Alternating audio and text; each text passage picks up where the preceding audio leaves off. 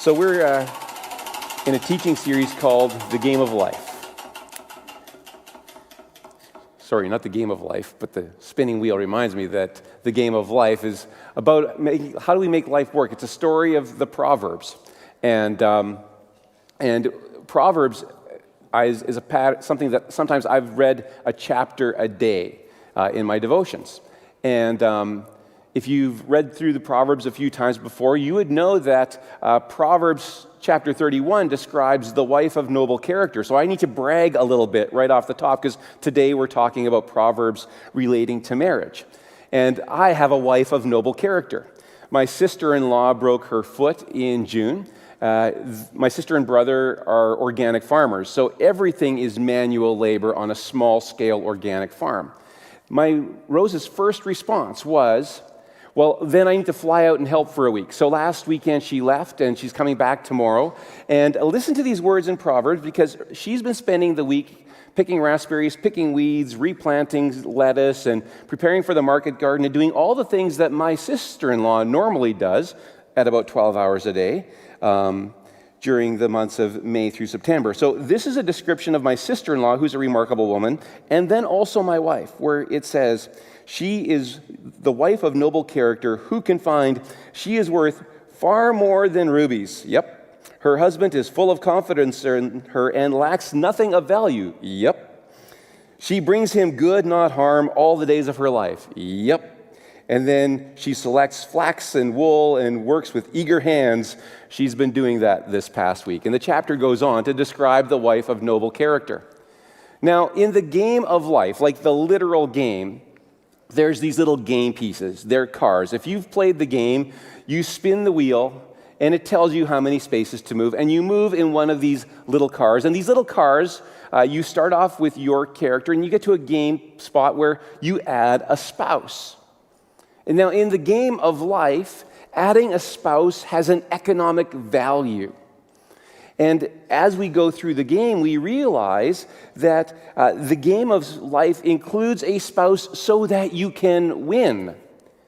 And we go, okay, is this really a story that's true? Because in Canada right now, typically 40% of our adult population is single. So this game describes a reality that many people, in fact, don't experience personally. So is the game real? Or is our varied circumstances actually a truer description of how things are? You see, in the game of life, marriage becomes utilitarian. It has a purpose, and that is to win the game, where money matters. In the game, you play according to the rules. You settle your accounts at the end, paying off your debts, counting up your wealth, and the one with the most money wins. And so in that worldview, marriage is utilitarian. And being married has to serve yourself. Now, I have a wife of noble character who this week is serving someone else. She's not serving my interests this week particularly. And so what does it mean for us to look at having marriages that in fact embody the wisdom we find in Proverbs? Proverbs doesn't actually talk a lot about marriage. It has a wide assortment of pieces of insight because marriage is one of the contexts in our lives where we need to use wisdom. And in looking for a life's partner, it's good to have some wisdom. And if you don't have any of your own, listen to the people who are wise in your life as they're engaging you around the decisions you're making. Now, Proverbs is the words of King Solomon to his son, the collections typically of men to their boys. And in that way, the Proverbs all are male-centric. But as we're listening to these words, these are Proverbs about the human condition, about the state of all of our friendships and relationships. And so these Proverbs can be applied quite equally, actually, to both men and women. And so King Solomon is talking to his sons about marriage and the state of marriage and what makes a good marriage and a difficult marriage. And so we listen in and we realize that he has a context just as we have a context around marriage. In the ancient world, virtually everyone got married because it was the survival system of their world. It was the economic system. It was the social structures. You belonged in community. There was no living apart. And most households were not you, your spouse, and a couple of kids. They were intergenerational houses, people living in community. And so here's a father talking to his son about the context they live in. And the context is largely marriage or adultery, or marriage or sexual promiscuity. The contrasts are our passions are going to be express them in the right way as God designed. So what's the context that we find ourselves in relationship to marriage? You hear people talk about the divorce rate. You hear people talk about the happiness index. I think it's one of those curious things where they publish a global happiness index, and you find out that Sweden or Norway usually wins, or Denmark. I don't know why that is, but usually the happiness index is won by these Nordic countries. Canada usually ranks fairly high. It's curious that the happiness index that they use is largely related to prosperity. Then it's also connected to marriage. Marriage is also one of those things where we talk about divorce, death and living alone, and cohabitation. So in preparing for today, I asked a little random poll. I asked about a dozen people. If I have to do a sidebar in my teaching on marriage, and the sidebar is cohabitation or divorce, which one do I talk about? Because I haven't got time for both. And it worked out pretty much 3 out of 4 people said, talk about cohabitation, because that's the thing we don't talk about very much. And it was interesting that I asked everybody from those that were in their late teens to their late 50s, and the 3 out of the 4, all of the 3 out of 4 typically skewed to be under 45. They wanted to talk about cohabitation. And so let's just talk about marriage and cohabitation for a few minutes, and then we're going to look at some Proverbs, because context really matters. Our expectations of marriage in the world around us affect how we read the Bible. We read through a certain set of glasses. And these glasses cause us to see certain things and maybe to miss some other things. So there's a great book called The Good News About Marriage by Shanti Feldman. Shanti Feldman is a Harvard-trained researcher who worked for the New York Times in the editorial department, and she would regularly write editorials. And she wrote an editorial that included the statistic, 50% of marriages end in divorce. And being a Harvard-trained researcher and being a journalist, she said, I need to back up my number with the data. So she just asked one of the research assistants, can you find me the data? After 4 hours, the research assistant came back and said, can't find it. And she goes, what do you mean you can't find it? Everybody knows. Except it appears that everybody doesn't know. This little piece of data, which I mentioned in a sermon in the Corinthians series, came because when there was no contest divorce introduced in the United States, a well-known psychologist was asked on national TV, what do you think is going to happen? What's the divorce rate going to be? He says, it might even hit 50% because there's all these people who haven't been able to get divorced who all of a sudden now will. It never happened. The highest the divorce rate hit in the United States right after that moment was 38%, and it's been dropping ever since. Canada had similar set of numbers.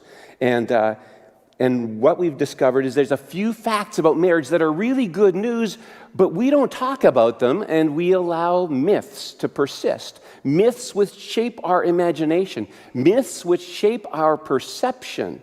Myths which we then begin to live by. And so let's just talk about the good news of marriage for a minute, because this is a really good story. 72% of marriages, of first marriages, are intact. 72%. That means the divorce rate overall is at its highest, 28%. And the divorce rate's been declining for 43 years, every year declining further. Currently, the divorce rate is at about 20%. It is not 50% of marriages. It never has been, and it certainly is not now. So when you hear that number, it's an urban legend.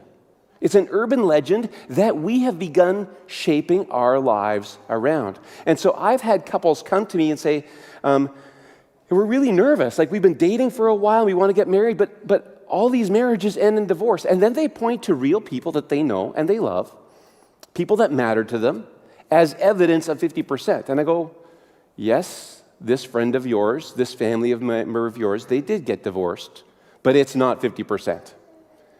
Be encouraged. Number two, the vast majority of married people are happy. Around 80% describe themselves as happy in their marriages, because one of the myths that's out there is that married people are unhappy and that marriage makes you unhappy. In fact, the data doesn't say that at all. 5% of people say that they married the right person, and 1 in 3 couples are highly happy in their marriage. Highly happy in their marriage. I would encourage you to, when you're driving home today, if you're driving home together with your spouse, to talk about the things that bring you joy in your marriage. It's worth noting them. It's worth celebrating them. And if somebody else is in the car, let them hear you talk about it. Because your children, my children, at whatever age they are taking away certain impressions from our culture. And we, by our behavior, sometimes reinforce those in unhelpful ways. Another piece in the good news about marriage is among those who rated their marriages as very unhappy. So they rated their marriage as very unhappy. 8 out of 10 who avoided divorce are happily married 5 years later. Now, I actually worded that poorly.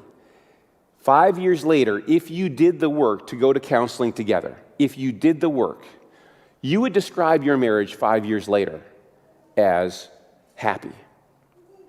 In other words, little things can make a big difference, and if you practice working on communication, if you practice on working on conflict resolution, if you gain the skills, 5 years later the story can be different than now. So if you find yourself right now in a difficult place in your marriage, a word of encouragement to you. Hard work pays off. Good work makes for good marriages. So one of the things that I do when I do premarital counseling is we have a dice here with 5 statements as marriage commitments. And these marriage commitments are really powerful things. And I'm not going to list them all today. I'll talk about them. I'll save it for another Sunday where I'm talking about it. But one of the statements that's on this dice somewhere here is this. We will talk about how we will talk about it. Just say those words with me because they really matter. We will talk about how we will talk about it. One more time. We will talk about how we will talk about it. Marriage involves communication. And wisdom of a father to a son in Proverbs, and wisdom from this dad to my kids is communication matters. And the process of communication really matters. And when communication is poor, conflict arises inevitably because we misunderstand each other and we may even misrepresent each other. Another piece in the good news about marriage is that those who attend church frequently have a much higher marriage success rate than otherwise, and those who are active in their faith with their partners have an even higher marriage success rate. If you attend church, they would say, once a month and sit together. That's the deal. Once a month and sit together. Funny thing, because there was actually statistical evidence that if you don't sit together, you have a lower success rate. If you do sit together, you have a higher success rate. And you pray together or read scripture together. You have a noticeably higher marital success rate. This is the numbers. Those who attend church have a divorce rate 25 to 50% lower than the rest of the population. There's another one of those myths in our world is that those who are followers of Jesus get divorced at the same rate as those who are not. It's not true. The facts are that it's 25 to 50% lower, and the reason that number ranges is partially by decade, you're breaking information out, but also by geography. In some geographies, it's a little higher. Some geographies, it's a little lower. So they provided us a range. And here's the last one. Most marriages can be fixed by small changes. Most marriages that experience some kind of brokenness in them can be fixed by small changes. A favorite author of mine, a guy named Gary Thomas, wrote a book called Sacred Marriage, and he has this great quote in it. Marriage requires hard work, but that doesn't mean marriage is hard. Marriage requires hard work, but that doesn't mean marriage is hard. So, If you are a young adult here, sermon roast is happening later. After this, I will join you. A word of encouragement to you as you are sorting out decisions about, do I or don't I get married? Marriage isn't hard, but it requires some hard work. And so let's talk about cohabitation for just a minute, and then we'll get into our Proverbs. The number of Canadians, this is from Statistics Canada, census data released 2021, so this last year. The number of Canadians who are part of a couple has remained unchanged for the last 100 years. In 1921, 100 years ago, the number of people who were in a couple as adults was 58%. Last year, it was 57%. That's a very stable pattern of relationships in society. What's changed, though, is the number who are now in a common law or a cohabiting relationship. 77% as of last year would be married, and 23% would be living in a cohabiting relationship. And this is how it breaks down. If you are between the age of 20 to 25 and you are in a couple relationship living together, 79% are cohabiting. If you are in the bracket 20 to 30, so we're stretching the bracket out, then 72% of couples are cohabiting. And if you take the bracket and you stretch it out further, 20 to 35, 47% of couples are cohabiting. Our world has changed how it arranges relationship. And so we have different pressures and expectations that are shaping the imagination that we have. And so let me just say this to us as parents. The story we tell about marriage has to be powerful enough that it's going to overcome the myths of our culture so our families continue to follow Jesus in a pattern of getting married. Not that Jesus got married. Follow Scripture in the pattern of... You were supposed to laugh right there. It was an unintended joke. Jesus didn't get married. Another thing about couples cohabiting is that 2/3 of marriages take place between couples who have already lived together for 31 months. So they've already lived together for 2.5 years, and then they get married. And that's a little crazy when you think about it, because cohabitation is a risk for divorce. If you are a woman, you have a 1.31% chance, increased chance of getting divorced if you cohabited prior to getting married. I couldn't find the data for men, but typically it's similar. So I have come up with a saying, which I stole from somewhere, and I don't know who from, and I can't attribute it anymore, but it rings true in my experience. I think it was Jean Vanier, Henry Nouwen, who indicated this information, was in an unequal relationship, in any unequal relationship, the person with the least commitment has the most power. Think about that for a moment. In any unequal relationship, the person with the least commitment has the most power because they can just walk out and leave. And the person who's most committed will do anything to save the relationship. That's an exaggeration, but it's a kind of description of reality. Cohabitation is a designed unequal relationship, and marriage is supposed to be a designed equal relationship. Cohabitation, we have not come to agreement on our commitments, and so we're making a statement about how we'll navigate our present circumstances. Marriage says we will say the same things to each other about how we will now live in relationship. So the person with the least commitment has the most power. And if that's true and you are cohabiting, or if that's true and you are married, I think it's time you talk about how you're going to talk about it. That you do some of the work about how to be married well. So, let's take a look at some Proverbs. If you've got your Bibles, I'm going to have most of these on the screen. We're going to flip around between a few of them. But I'd encourage you to look in your own Bible, underline these. Some of these are Proverbs about marriage specifically, and some of them are just good wisdom that changes how you might be married or what you look for in someone that you might be married to. First one is Proverbs 18, verse 22, where it says, "He who finds a good wife finds what is good and receives favor from the Lord." He who finds a wife finds what is good and receives favor from the Lord. Let me just contextualize it. She who finds a husband finds what is good and receives favor from the Lord. God takes delight in marriage. God blesses what God created, and God created us to be in relationship with God, and if you don't have a relationship with God, you can have a relationship with God and relationship with each other. And the kind of intimacy that we're supposed to experience spiritually with God, we can also experience with other people in meaningful and significant ways. So are we going to go there? Are we going to invest ourselves in something that God takes delight in?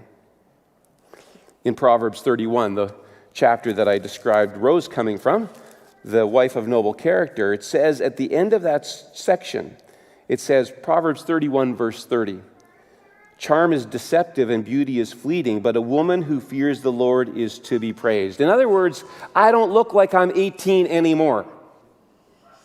Although this turned into this.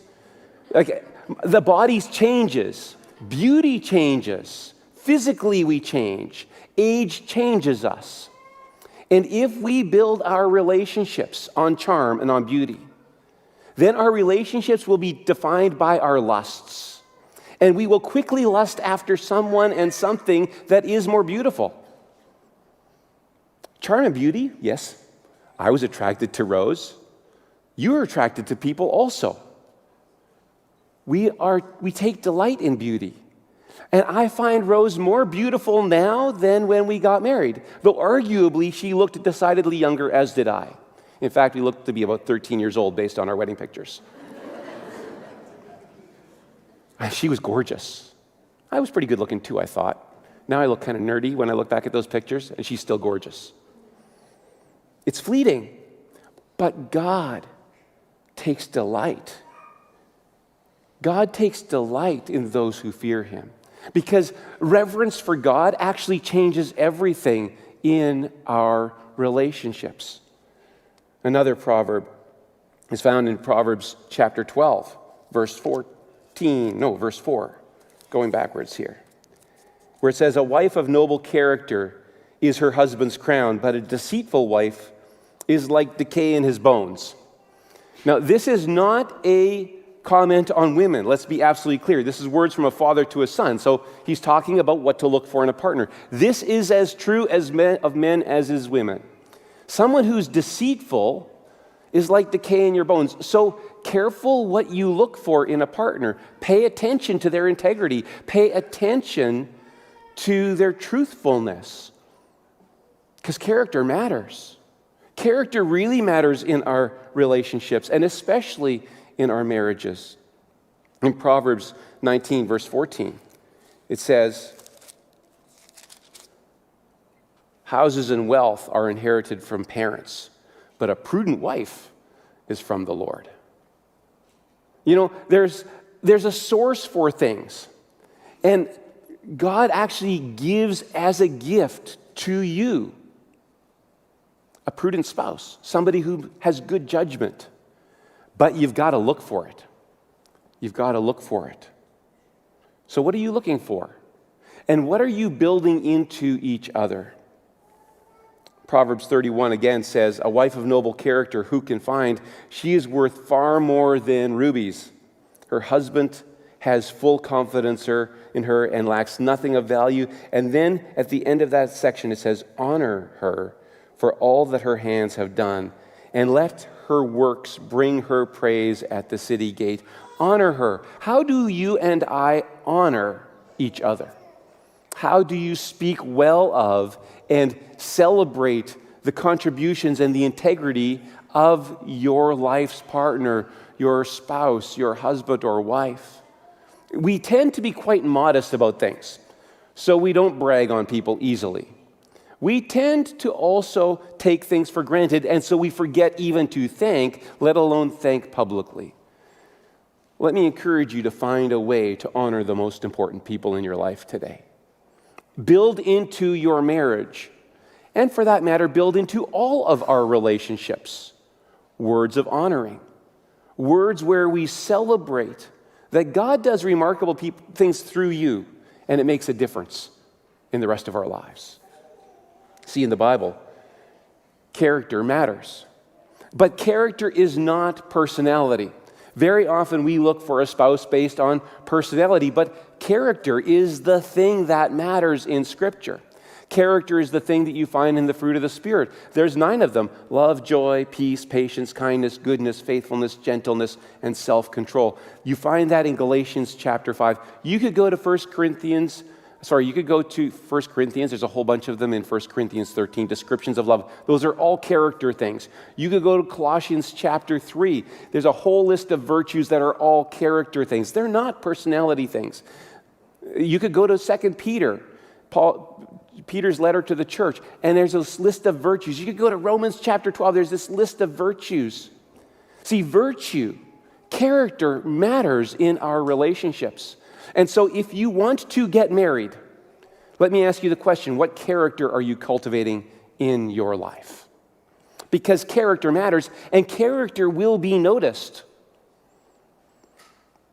And if we are investing our lives in our children, how are we forming character into them so that they are in fact prepared for a life of marriage that is good, that builds value into somebody else, the spouse? So let me throw up some Proverbs that actually, you can say, well, are they about marriage or not? So one of them, Proverbs 19, a foolish child is a father's ruin, and a quarrelsome wife is like a constant dripping of a leaky roof. There's 3 statements that are almost exactly the same about a quarrelsome wife, and I'll just make the case that a quarrelsome husband, same deal. It's like a leaky roof. Let me also say that one of the forms of quarrelsomeness that we have in our culture, and we do it masterfully well, is the silent treatment.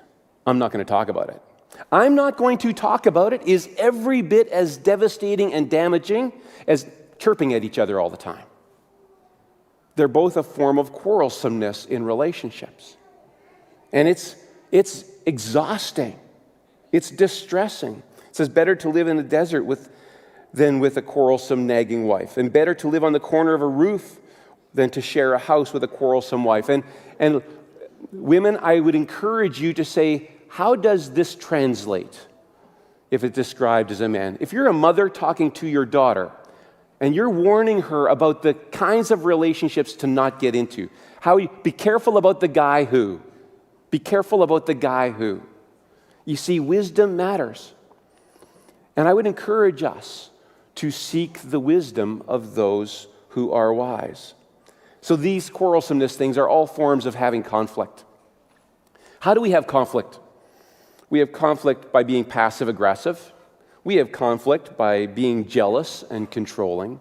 We are quarrelsome by giving the silent treatment. We are conflictual with this sexually destructive behavior outside of our relationships with our spouse, or by using sex or intimacy as a means of control within our marriage. Sex is supposed to enhance relationship, not be a tool of power and control. Often, we have conflict because of addiction and abuse. And then we have certain kinds of conflict because of addiction and abuse, because it shapes the way we think and how we respond and how we interact. These things affect our marriages. And sometimes we have conflict in a way that brings our kids into it. And we use them as pawns in the chess game of marriage. And if that's your story, then stop it. Stop it. And get help so that your kids aren't damaged by the pain that you are processing in your relationship with your spouse. Don't make them a weapon in your relationship. And then we have conflict because of money fights and because of criticism or contempt. We don't speak well of each other. And then we have conflict because we don't speak well of each other. And then because we have conflict because we don't speak well of each other, we don't speak well of each other again. And it's this vicious circle. How do you speak of? How do you and I honor our most important relationships? And so what are the things that we mostly have conflict about? The top-rated issues that are conflict zones in marriage are money and job-related conflict. How am I spending my time? Am I coming home on time? Am I a workaholic? Child-related conflict. I raise them one way, you raise them in another way, and we haven't in fact negotiated a shared way that we will engage with our children. Extended family conflict. But your family always, or your parents never, or your brother has, and you bring the extended family into your marriage in a way that's destructive. And then personal issues. That might include everything from addiction to how you're going to spend your summer holidays. These are the things that we have conflict over. And so let's talk about how we will talk about it. So when conflict happens, and it will, when conflict happens, it happens often, that we have a way forward. So are these proverbs about marriage or not? The righteous care for the needs of their animals, but the kindest acts of the wicked are cruel. Those who work the land will have abundant food, but those who chase fantasies have no sense. It doesn't mention anything about spouses, husbands, wives. It doesn't mention anything about that, but is this about marriage? If you are looking for a life partner, pay attention to the kinds of lives they live. They're likely to keep living that way once you're married to them. Whether it's how they treat animals, or whether they handle their finances well, whether they're diligent in their work, or kind of slack and lazy. We're remarkably consistent people. Marriage doesn't, in fact, change us so much that all of a sudden the poor money manager becomes a great one, or a great money manager, all of a sudden everything falls apart. So if you're looking for a life partner, your general conduct is likely to carry over into your marriage. And so when people say, so you know this, there's this thing that I'm seeing, and they're really nervous about talking to you about it, listen, pay attention, because what is true now is likely to be true 6 months from now and 6 years from now, unless Jesus changes everything in somebody's life. And then here's a couple of last ones. Is this a proverb about marriage? The way of fools seems right to them, but the wise listen to advice. Fools show their annoyance at once, but the prudent will overlook the insult. When you're considering marriage, and you're considering a person to marry, do they listen to the counsel of others? Do they take to heart the wisdom of those around them? Or are they full of their own big ideas and don't really give anyone else a hearing? These are proverbs about marriage, even though they say nothing about marriage. And that's how wisdom in the Bible works. The wisdom books include Psalms, Proverbs, and Ecclesiastes. And Ecclesiastes is essentially an erotic spiritual tale. It's a discussion about sexuality in the context of a vibrant relationship. We didn't talk about Ecclesiastes. The church would have twice as many people in it if we talked about it, or nobody would come at all because they don't want to talk about it. Are these proverbs about marriage? Every wise proverb is about your most important relationships, because living wisely changes your relationships. So, a word about love. If you want to look at what a wise life looks like, and a loving life looks like, we actually have to look to a single guy. His name is Jesus. So you think about this. We're talking about marriage, but what does sacrificial love look like, where we sacrifice and extend ourselves for somebody else? We look to a single guy named Jesus, who lays down his life for us, who gives up all of his prerogatives so that we could be welcomed into relationship, who forgives and forgives and forgives and forgives, who says, serve one another as I have served you. The wisdom of Proverbs is embodied in a man named Jesus, a single guy. And when we live a life like that, we would do pretty well in our marriages. And so, let me close with these words, found in Proverbs chapter 3, where it says, words not about marriage at all, but words that I'll say again as a benediction this week. Trust in the Lord with all your heart, and lean not on your own understanding or opinion. In all your ways, submit to him, and he will make your path straight.